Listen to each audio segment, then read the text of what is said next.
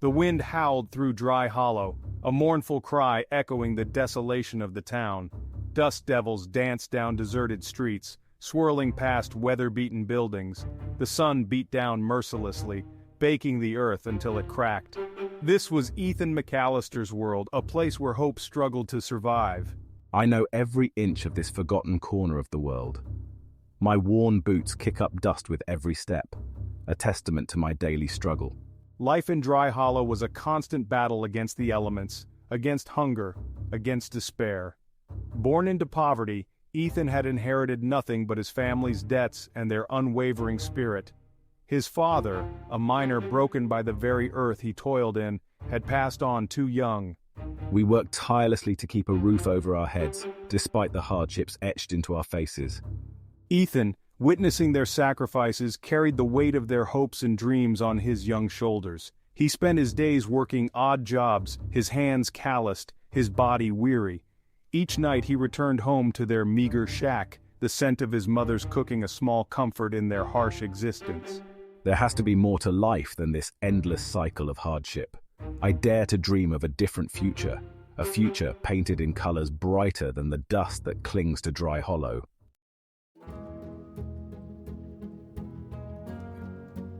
One evening, as the sky turned a fiery orange, Ethan stumbled upon a discarded book lying forgotten in the dirt. Its pages, yellowed with age, held stories of distant lands, of bustling cities and unimaginable wealth. As I devour the words, a spark ignites within me, a flicker of hope in the darkness of my reality. The tales of self-made men, of those who had risen from poverty to achieve greatness, resonated deep within Ethan. He read of their struggles, their determination, and their eventual triumphs. A world beyond Dry Hollow, a world brimming with possibilities, begins to take shape in my mind. I start to believe that I too can escape the clutches of my circumstances. He clung to these stories as a lifeline, their words fueling his desire for a different life. The seed of ambition, once dormant, began to take root in his heart. He spent every spare moment lost in the pages of the book, his imagination soaring beyond the confines of Dry Hollow. The world outside, once a distant rumor, now feels tantalizingly within reach. I start to see the world not as it is, but as it could be.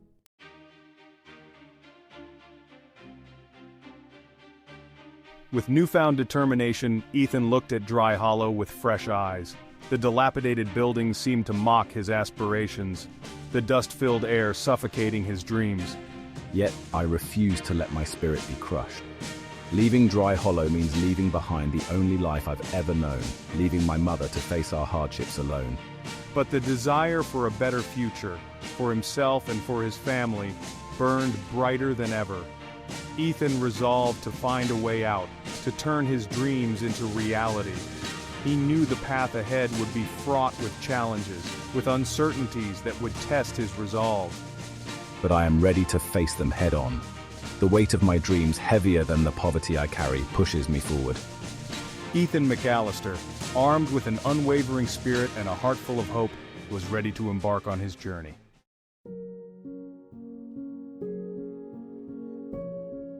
Ethan awoke with the sun, the words from the book echoing in his mind. He looked around the cramped shack, the familiar sights now imbued with a new meaning. This was where his journey began, where he would take his first steps toward a life beyond poverty. The weight of my decision, the knowledge that I am leaving behind everything I have ever known, settles heavily upon me. He spent the morning in a flurry of activity, gathering his meager belongings. A worn knapsack, patched and repatched, would carry his few possessions. My most prized possession, the book that ignited my dreams, is tucked carefully inside. Each item I pack represents a piece of my past, a past I'm determined to rise above. As he prepared to leave, doubts gnawed at the edges of his resolve. Could he really make a life for himself outside Dry Hollow? Could he overcome the challenges that lay ahead? I look at my calloused hands, the marks of hardship, a testament to my strength. I will not be deterred. With a deep breath, Ethan stepped outside, the morning sun casting long shadows across the dusty street. The air hung heavy with the silence of the deserted town, a stark contrast to the bustling world he envisioned.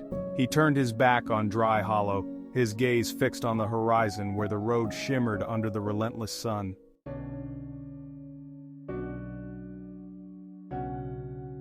His mother stood in the doorway of their shack, her face etched with a mixture of pride and worry. She had always known that Ethan was destined for something more than Dry Hollow could offer, yet the thought of him leaving filled her with trepidation. Their goodbyes had been said in hushed tones the night before, each word heavy with unspoken emotions. Ethan embraced his mother, her familiar scent a source of comfort and strength. He vowed to return, to build a better life for both of them, a life free from the constant struggle for survival. For good fortune, she whispered, her voice thick with emotion. He looked down at the pouch, a symbol of his mother's love and sacrifice. It contained a single gold coin, their family heirloom, a reminder of the life he was leaving behind and the future he was determined to build. He slipped it into his pocket, the weight of the coin a tangible reminder of his promise. With a final glance back at the only home he had ever known, Ethan turned and walked away. Each step he took carried him further away from Dry Hollow, closer to the unknown. He refused to look back, fearing that one backward glance would shatter his fragile resolve.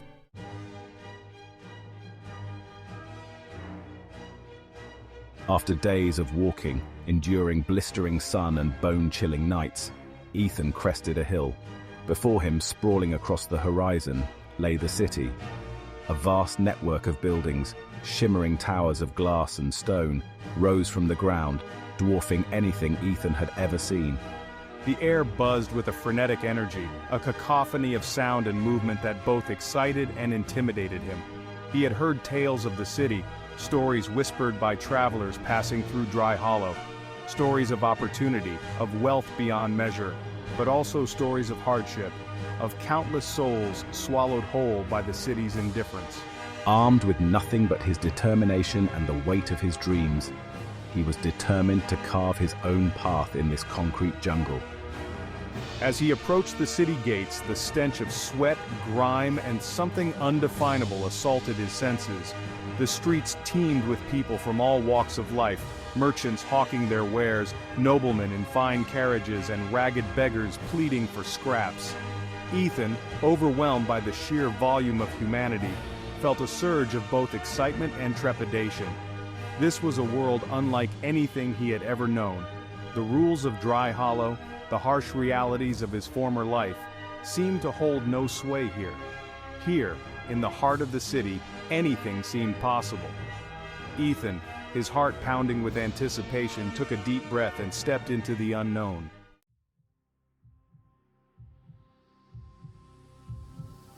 The city, once a distant promise on the horizon, now pressed in on Ethan, a suffocating labyrinth of noise and motion. Gone was the familiar silence of Dry Hollow, replaced by a ceaseless din, the clatter of horse-drawn carriages, the shouts of vendors hawking their wares, the murmur of countless conversations weaving through the crowded streets. The air, thick with the smells of sweat, smoke, and unknown spices, pricked at his nostrils, a far cry from the dry, dusty air of his hometown. He clutched his worn knapsack tighter, a small measure of comfort in this unfamiliar world. The streets, paved with cobblestones slick with refuse, teemed with people who seemed to have a purpose, a destination. With his meager belongings and even smaller hopes, he felt adrift. He was a leaf caught in a whirlwind, buffeted from one side to the other, unsure of his footing in this concrete jungle. Days blurred together in a haze of exhaustion and disappointment. Ethan, his stomach gnawing with hunger, roamed the streets, searching for work, for a kind face, for anything familiar in this sea of strangers. He offered his services at every shop, every tavern, every factory he could find. But his calloused hands, symbols of his willingness to work, were met with indifference, his pleas for a chance dismissed with a shake of the head. The city, once a beacon of hope, began to reveal its cruel indifference. The streets, paved with the promise of golden fortune, now seemed to mock his aspirations. Each night, he huddled in doorways, seeking shelter from the elements and the sting of his failures. The book, his constant companion, felt heavy in his knapsack. its tales of success a painful reminder of his own dwindling hopes.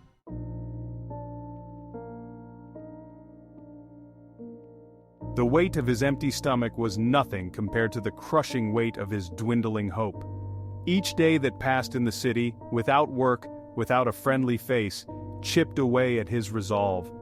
The city, he realized, cared little for the dreams of a boy from a forgotten town. Here, amidst the abundance and opportunity, I felt a profound sense of loneliness. I missed the familiar rhythms of Dry Hollow, the creaking of the windmill, the howling of the wind across the plains. I missed my mother's calloused hand in mine, the comforting aroma of her stew filling our tiny shack. Even the dust of Dry Hollow, which I had yearned to escape, held a strange allure now, a reminder of a simpler time, a time when my dreams had felt attainable. He reread the stories in his worn book, the tales of triumph now tinged with a bitter irony. Were those stories nothing but fantasies, spun to offer false hope to dreamers like him? Had he been a fool to believe that he, a boy from nothing, could find his fortune in this unforgiving city? Doubt, like an insidious weed, took root in his mind, threatening to choke out the last embers of his ambition. I found myself wandering aimlessly through the city, my feet carrying me through unfamiliar streets. I stopped at a bridge, its archway framing the swirling, polluted waters below. The river, I thought, mirrored my own turbulent emotions, a relentless current of despair threatening to pull me under.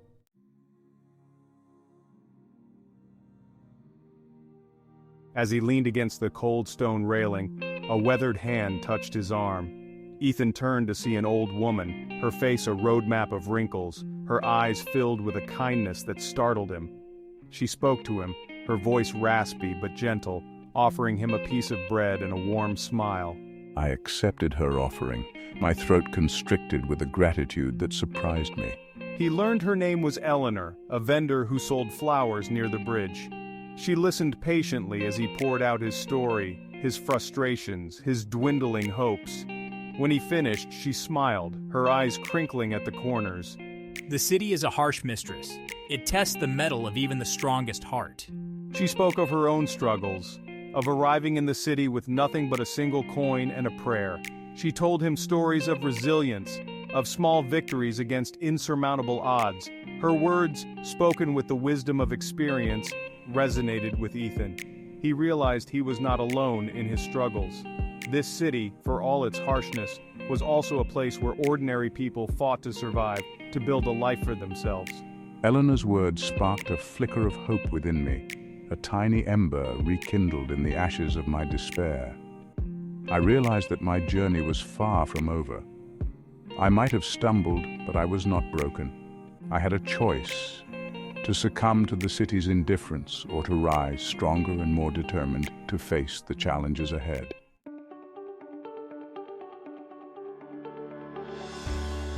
Eleanor, sensing the shift within him, patted his hand. Tomorrow, you will come find me at dawn. There is work to be done, lessons to be learned. And with a knowing smile, she turned and disappeared into the throng of people crossing the bridge. Ethan watched her go, a newfound sense of purpose settling in his gut. The next morning, true to his word, he found Eleanor at her flower stall. She greeted him with a nod and a basket overflowing with colorful blooms. Today you will learn the language of the city, the art of survival. She taught him how to navigate the crowded streets, how to read the subtle cues of potential customers, how to bargain with the cunning vendors who ruled the marketplace. He learned that kindness, even in the heart of the city, held a certain currency.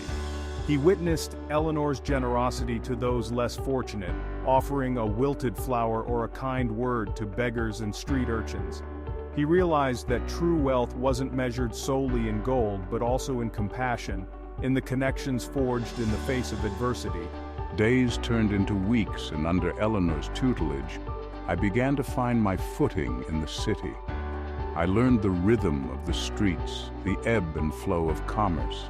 I discovered a knack for bargaining, for finding value in the discarded and overlooked. I saved every coin I earned, my dreams of golden fortune replaced by a more grounded ambition to build a life of stability, of purpose.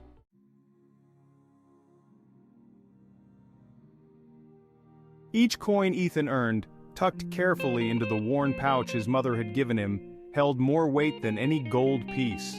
It represented not just his hard work, but his growing understanding of the city's intricate dance of commerce. I learned to anticipate the needs of my customers, offering a bright bloom to a weary traveler, or a fragrant bouquet to a young man courting a lady. I discovered a satisfaction in my labor, a sense of purpose that went beyond mere survival. Eleanor, with her sharp wit and keen eye for opportunity, became his mentor, his guide through the city's unforgiving labyrinth. She taught him the art of negotiation, the delicate balance between profit and fairness. A fair deal benefits both buyer and seller. Ethan, taking her lessons to heart, discovered that honesty too had its place in the city's bustling marketplace. He found a rhythm to his days, a comforting predictability in the midst of the city's chaos. I would rise before dawn, the city still shrouded in a cloak of darkness, and make my way to the flower market.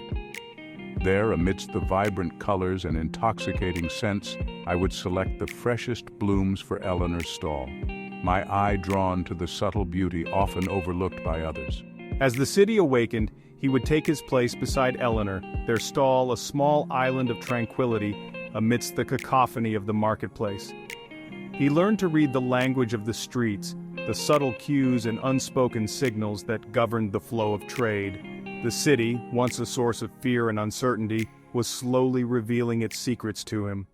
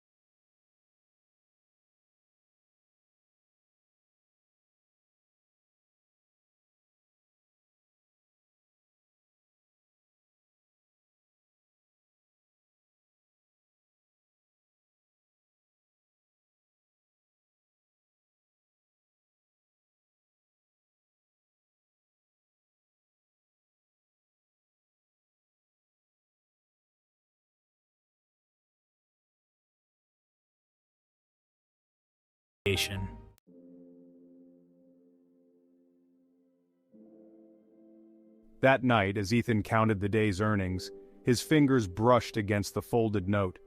He smoothed it out, his eyes widening as he saw the amount inscribed on the crisp paper. It was more money than he had ever held in his life, more than he had ever dreamed of possessing. The city, it seemed, had a way of rewarding those who showed initiative, who went beyond the expected. I shared my good fortune with Eleanor, the note trembling slightly in my hand. You see, Ethan, the city rewards those who are both clever and kind. The merchant, touched by your thoughtful addition to the bouquet, has recognized your potential. He has offered you a position as a clerk in his trading company, a chance to learn the intricacies of commerce on a grander scale. Ethan, overwhelmed by this unexpected turn of fate, felt a surge of gratitude wash over him. He thought of his mother, toiling tirelessly back in Dry Hollow, and knew that this opportunity, this chance to build a better life, was for her as much as it was for him. He vowed to honor their sacrifices, to prove that even a boy from the humblest beginnings could rise to meet his destiny. The next morning, with a mix of excitement and trepidation, I bid farewell to Eleanor and our flower stall. I carried with me the lessons she had taught me, the value of hard work, the importance of integrity, and the enduring power of hope. As he stepped into the bustling heart of the city, he knew that his journey, far from ending, was just beginning. The seeds of prosperity, sown in the fertile ground of his determination, were ready to bloom.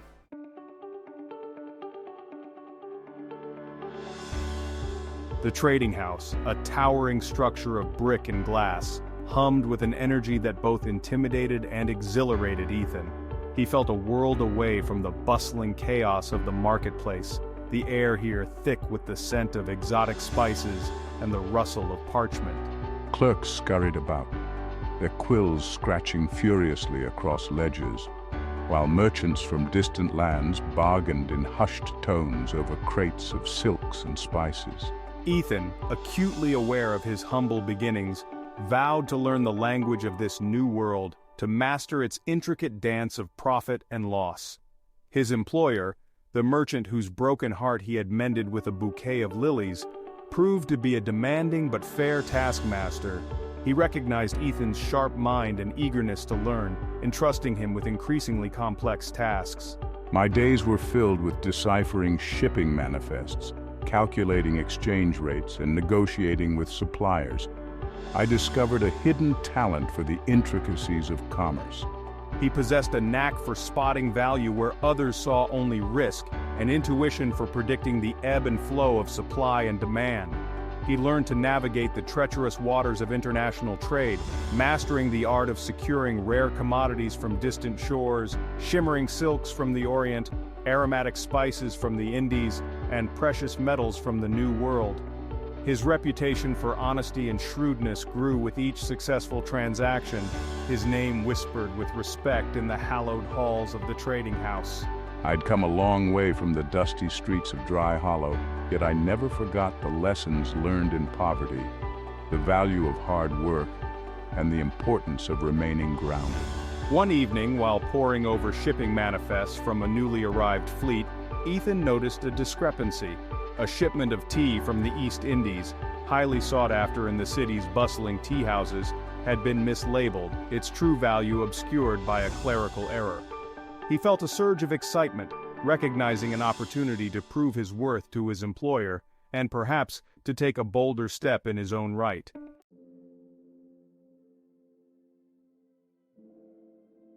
Ethan, his heart pounding with a mixture of excitement and trepidation, approached his employer.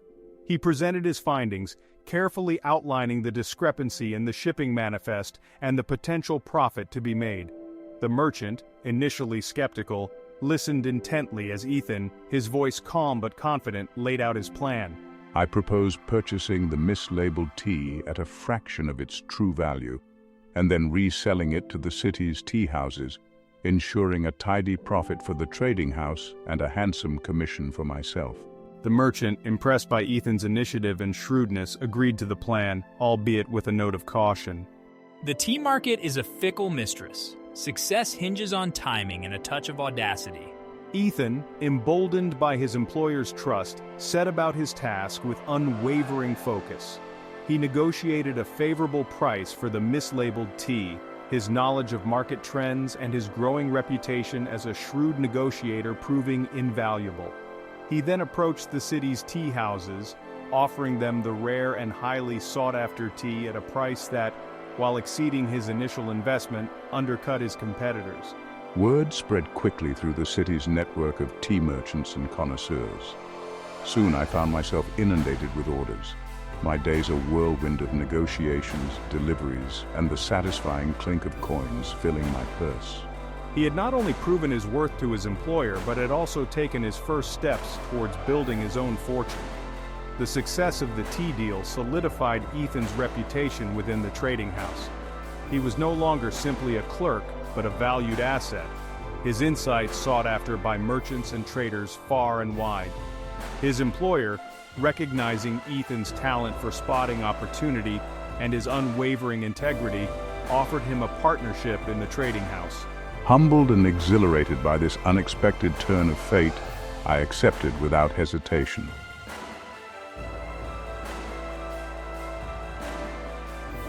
The years that followed were a blur of expansion and prosperity.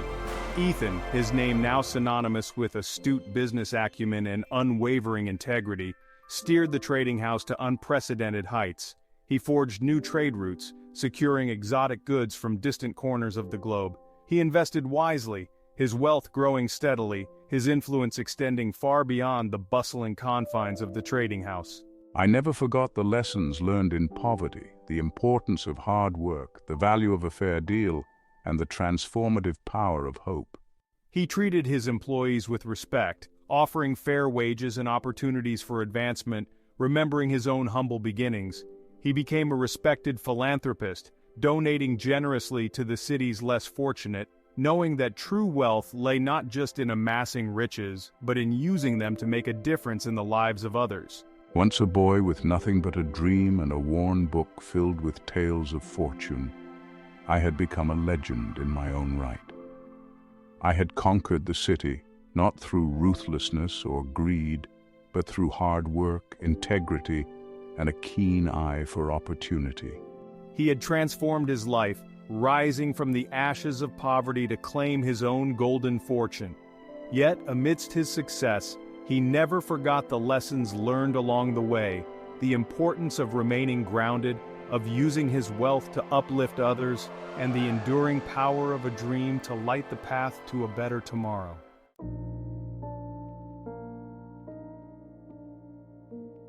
Ethan's success was undeniable. He had trading ships returning from distant lands laden with treasures. His name, once whispered with hope, was now spoken with reverence in the grand halls of commerce. Yet, as he surveyed his opulent surroundings, a profound sense of unease settled upon him. The ghosts of Dry Hollow, the memories of my impoverished childhood, lingered in the shadows of my success. The city's ceaseless symphony of noise, the clatter of carriages, the shouts of street vendors, the distant clang of a blacksmith's hammer, couldn't drown out the whispering wind that carried the dust of my past. He saw his mother's weary face in the intricate patterns of the Persian rug beneath his feet, felt the weight of his father's calloused hand on his shoulder, the memory of their sacrifices, the echo of their unfulfilled dreams, haunted his gilded cage. I found myself drawn to the city's poorer quarters, the sights and smells a stark reminder of my own humble beginnings. I would wander through the crowded streets, my fine clothes a stark contrast to the ragged attire of the inhabitants. He saw the same flicker of desperation in their eyes that he had once felt, the same yearning for a better tomorrow. These encounters left him restless, his sleep disturbed by vivid dreams of dust storms and empty dinner plates. The city's relentless pursuit of wealth, the insatiable hunger for more, suddenly seemed shallow, meaningless. I had achieved everything I thought I ever wanted, yet a profound sense of emptiness gnawed at my soul.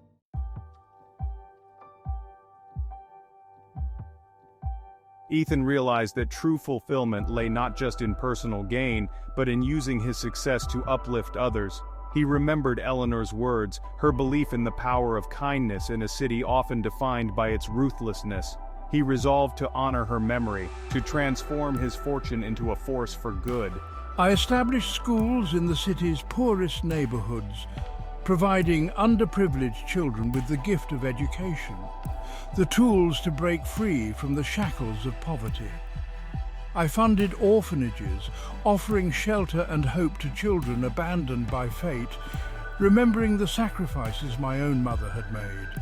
He established hospitals, ensuring that even the poorest citizens had access to quality medical care, understanding that health was a luxury often denied to those struggling to survive. Word of his philanthropy spread throughout the city, his name whispered with admiration and respect. He became known as a champion of the downtrodden, a beacon of hope in a city often shrouded in darkness. His generosity knew no bounds, his wealth flowing like a healing balm into the city's wounded heart. He returned to Dry Hollow, his heart heavy with a mixture of sadness and a desire to make amends. The town, ravaged by time and neglect, seemed to mirror his own internal struggles. I established a trust fund, ensuring the town's survival, providing its residents with opportunities for education and employment. I built a modest hospital and schoolhouse, the sound of children's laughter a testament to the transformative power of my generosity.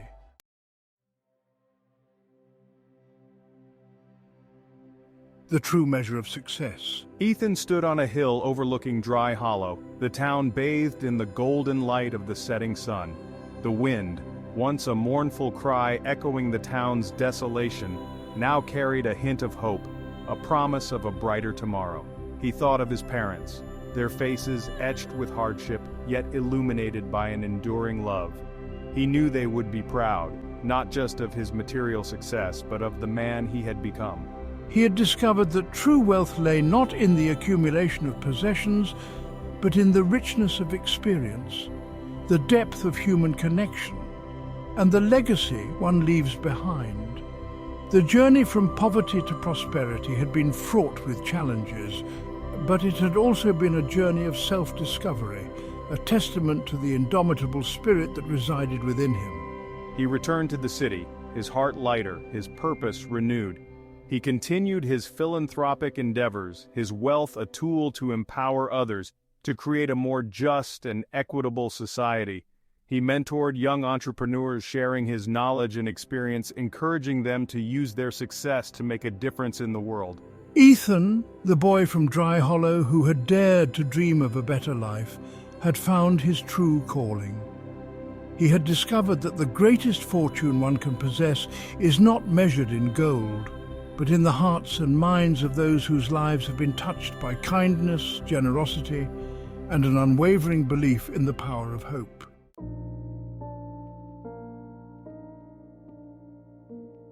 The sun dipped below the horizon, painting the sky in hues of gold and crimson, a mirror to the wealth Ethan had amassed. From the sprawling veranda of his estate, he surveyed the land that was now his. Gone were the dusty streets of Dry Hollow, the suffocating crowds of the city. Here, amidst the rolling hills and whispering willows, he had found a sanctuary. Yet even as he breathed in the sweet scent of honeysuckle and listened to the gentle chirping of crickets, a profound sense of solitude washed over him. The silence, once a welcome respite from the city's clamour, now echoed with the absence of the life he had left behind. He thought of his mother, her weathered hands calloused from years of toil, her eyes reflecting a lifetime of hardship and love. He had hoped to share his success with her, to ease her burdens, but fate had intervened, taking her from him just as his fortunes began to rise. He reached for a silver locket that lay on the table beside him, its surface worn smooth from years of being held.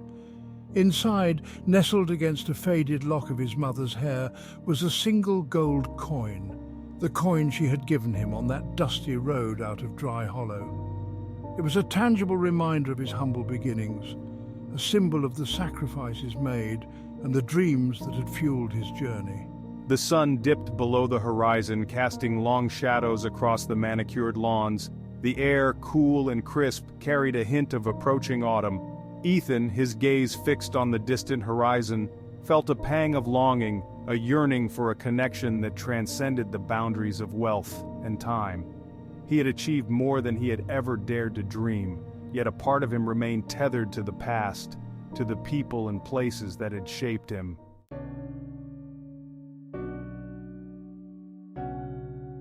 He rose from his chair and walked along the veranda, his footsteps echoing in the stillness.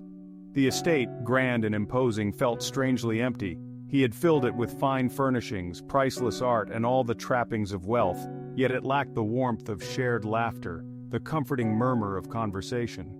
He had become a stranger to himself, his days a whirlwind of business deals and social engagements, his nights a lonely vigil in this gilded cage. He thought of Eleanor, her wisdom whispered amidst the fragrant blooms of her flower stall.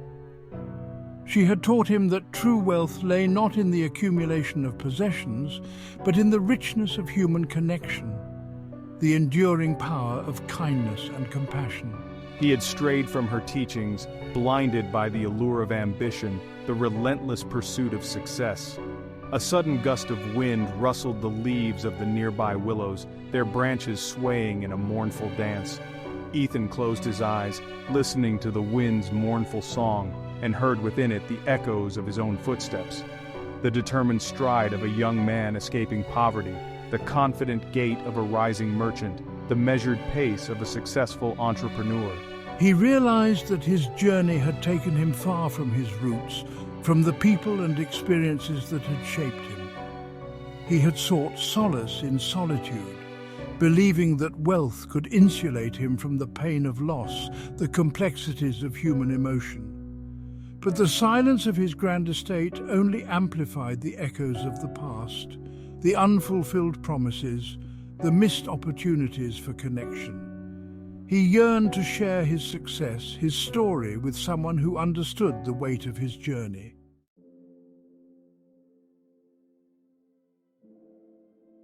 Ethan decided then and there to return to the city, not as a conquering hero but as a humble servant. He would use his wealth to empower others, to create opportunities for those less fortunate, to honor the sacrifices made and the lessons learned along the way. He would build schools and hospitals, fund orphanages and libraries, transforming his fortune into a legacy of hope and opportunity.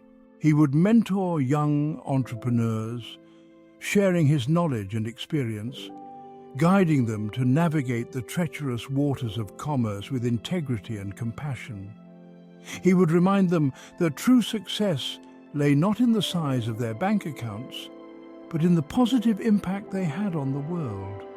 He would teach them that the greatest fortune one can possess is not measured in gold, but in the hearts and minds of those whose lives they have touched. As the first rays of dawn illuminated the sky, Ethan stood at the edge of his estate, a newfound sense of purpose filling him. He looked out over the golden fields, the distant woodlands, and knew that his journey was far from over. He had found a fortune beyond gold, a wealth measured in compassion, generosity, and the enduring power of human connection.